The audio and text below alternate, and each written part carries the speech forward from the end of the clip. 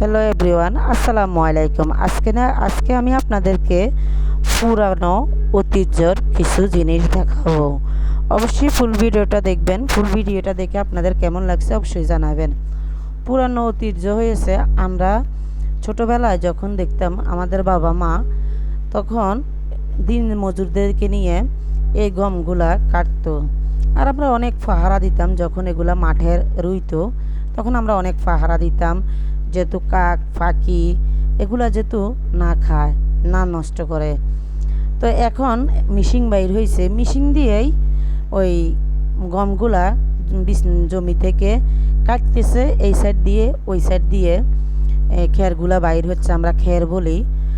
আপনারা কে কী বলেন অবশ্যই জানাবেন। আর এক সাইডে মানে এই গমগুলা এটা মিশিংয়ের ভিতরেই কিন্তু আছে, অবশ্যই কীভাবে বাইর করে আপনারা দেখবেন।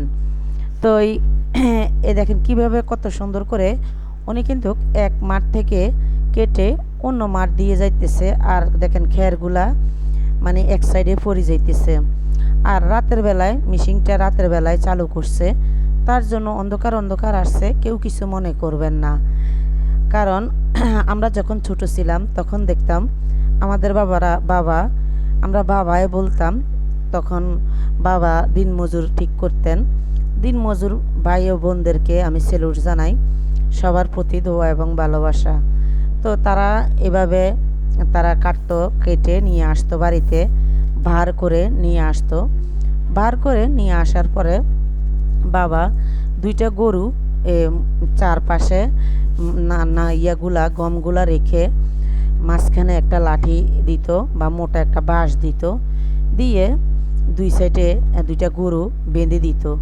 তখন গরুগুলাকে একজন পিছনে একটু লাড়া দিতে দাও না, গরুগুলা শুধু চারপাশ দিয়ে ঘুরতো, মানে এগুলো হাঁটলে গমগুলা থেকে জড়িয়ে যেত, পাতা থেকে জড়িয়ে যেত। তখন আবার মহিলারা কি করতো, এগুলা ঝেড়ে আবারও দিত, আবার গরুকে দিত হাঁটার জন্য, আবার গরু হাঁটতো, কারণ বেশিক্ষণ হাঁটলে আবার গমগুলা গরুর পাড়া নষ্ট হয়ে যাবে। কিছু কিছু আপুরা ময়দা ব্যবহার করেন, এই গমগুলা থেকে ময়দা আসে। এই গমগুলা থেকে ফ্রেশ ময়দা যেটা আমরা খাই, যেটা অনেকে ডায়াবেটিসের রুগী আছে ওনারা খায়, এটাকে আদা আটা ময়দা অনেকে অনেক কিছুই বলতে পারেন। তো এটা দেখেন কত সুন্দর করে দিনমজুর ভাইরা রাতের বেলায় কিন্তু মেশিন থেকে বাইর করতেছে। এখন বস্তা দিয়ে রাখছে, আর খুব দ্রুতভাবে এগুলা বস্তাগুলো ফুরি যাইতেছে। তো পরে আর বস্তা নাই, কি করবে। তো এদিক দিয়ে দেখেন মেশিনটা অনেক বড়, আসলে অন্ধকার তার জন্য আর গ্রাম সাইড বুঝাই যাচ্ছে, গ্রাম সাইড আপনারা মানে বুঝতে পারছেন, গ্রাম সাইডে অতটা কারেন্ট বা নাই, হাত লাইট দিয়ে যতটুকু পারি অতটুকু আপনাদেরকে দেখানোর চেষ্টা করেছি। তো দেখেন মানে এখন বড় তেরফাল, যেটাকে তেরফাল বলে, এক বড় কাগজ বলে আর কি। আপনাদের দেশে কে কি বলে অবশ্যই জানাবেন। কাগজটাতে এখন ফুটতেছে, পরে তারা বস্তায় বস্তায় এগুলো ঢুকিয়ে যার যেমনে বাড়িতে নিয়ে যাবে।